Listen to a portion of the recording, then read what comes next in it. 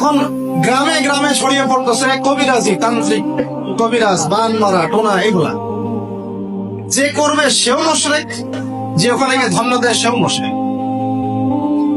হ্যাঁ, যে করবে সে তো মুশরিক হয়ে গেছেই। আর যে গিয়ে ধন্না দিচ্ছে যে আপনি আমাকে এগুলা থেকে বাঁচান, এবং সে জিনের সাহায্য নিয়ে বিভিন্ন ভাবে এই কাজগুলা করে দিচ্ছে, ইমান কেটে গেল। কি করতে পারবেন?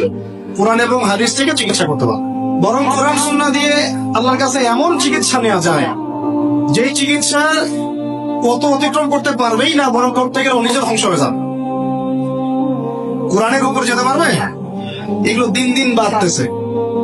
আমি আপনাদেরকে কিছু চিকিৎসা বলে দিই, এগুলো আমার পড়লেন, ইনশাআল্লাহ আল্লাহ পাক আপনাকে হেফাজত করবেন ইনশাআল্লাহ।